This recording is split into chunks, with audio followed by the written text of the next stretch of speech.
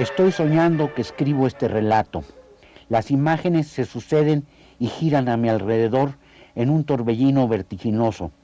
Me veo escribiendo en el cuaderno como si estuviera encerrado en un paréntesis dentro del sueño, en el centro inmóvil de un vórtice de figuras que me son a la vez familiares y desconocidas, que emergen de la niebla, se manifiestan un instante, circulan, hablan, gesticulan, luego se quedan quietas como fotografías antes de perderse en el abismo de la noche, abrumadas por la avalancha de olvido y sumirse en la quietud inquietante de las aguas del lago.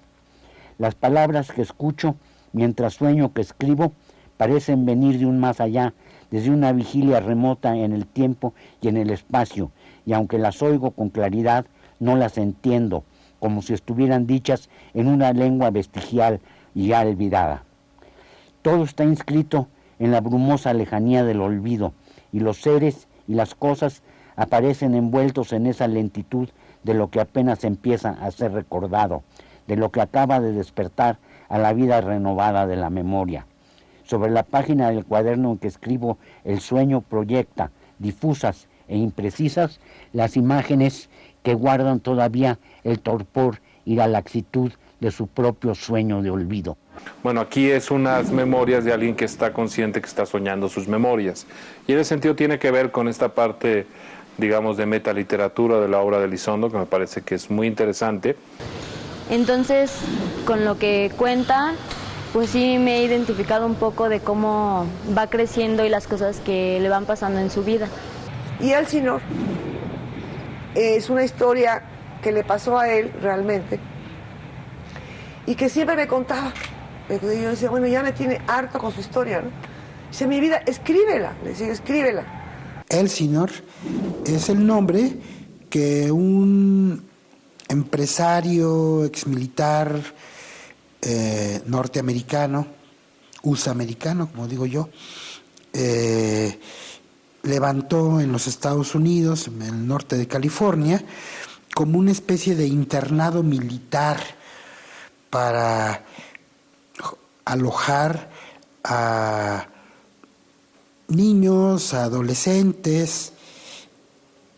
Es notable cómo el escritor empieza a recrear literariamente anécdotas de su niñez, claro, vistas con la visión del escritor, porque él era muy irónico, y con la ironía extraordinaria que él tiene de poder criticar mediante ciertos gestos. Pues, por ejemplo, el maestro que tenía un strike mexicano, de moreno y un bigotito, pero se las daba de alemán y daba taconazos, o sea, unas descripciones extraordinarias de la época. Elizondo fue enviado en su primera adolescencia a ese lugar. Lo extraordinario de esta novela es que él, en su recuerdo y su recreación literaria, concreta y nos muestra varios idiomas, nos pone el inglés chicano, el inglés de entonces, el español que hablaban los mexicanos de allá. El narrador luego las glosa, las explica, las refuta, las sueña, las piensa en español. Y en esa medida va dando las claves también para irlas entendiendo, ¿no? Cuando interactúa con personas cuya habla es natural es el inglés, las deja tal cual. Ahora, es tan inteligente la estructura que incluso uno, sin saber una sola palabra de inglés, yo pienso, puede leer la novela. Es como un retrato del artista adolescente, es el retrato de un artista guerrero o de un guerrero adolescente, que también es un Don Juan adolescente y que también es un artista contemplativo adolescente. Y él se escapa con su best friend a raíz de que han hecho una travesura y se tienen que escapar, y se escapan toda una noche a Los Ángeles. Eso es real. Y entonces ellos tienen que ir por carretera, y en vez de ir por carretera se escaparon en el lago con una lancha, y llegan mucho antes que se dieran cuenta en la escuela que se habían escapado a la estación de camión, y se van a Los Ángeles, donde pasan toda la noche en una experiencia extraordinaria de dos jóvenes que se han escapado. Que creo que estaba en un lago, estaba rodeada, y se escaparon en una lancha, pero ellos creían que ya estaban perdidos, pero en realidad no, llegaron a tierra y supieron, no, pues escapamos. No hay que temerle a nada, siempre hay que afrontar todo. No dificulta para nada la trama de una novela casi de aventuras para jóvenes. Simplemente le da un contexto de literatura moderna mucho más denso y mucho más interesante. Es una proeza muy singular que por una parte nos da una visión de cómo el Elizondo, digamos, que promedia unos 50 y tantos años, 40 años, finales, unos 50 años, ve al adolescente que fue y lo admira. Entonces, al recrear Elsinore, se encuentra con que existe la escuela, ya no es escuela, ya vive en retiro la directora, y le contesta y le pregunta por su best friend, Fred Plattner, se llamaba su best friend. Quiere decir mejor amigo, su mejor amigo. Entonces le escribe y le dice algo extraordinario, es decir, en primer lugar es almirante, su best friend finalmente el Navy lo llamó y vive retirado como veterano de guerra de Vietnam, o sea, mutilado. Y eso a Salvador lo ha friqueado de una manera tremenda.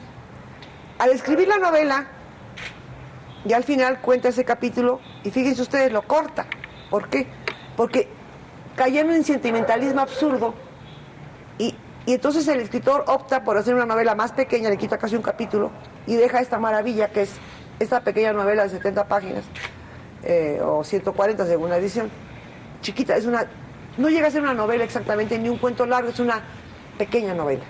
Están conviviendo, por una parte, un lenguaje literario, digamos, neutro, está conviviendo el habla de los mexicanos pochos o de los mexicanos emigrados allá, está conviviendo el inglés, que Salvador dominaba perfectamente. Entonces hay también dentro de ese cuerpo lingüístico, cuerpo literario, una especie de combinación plurilingüística.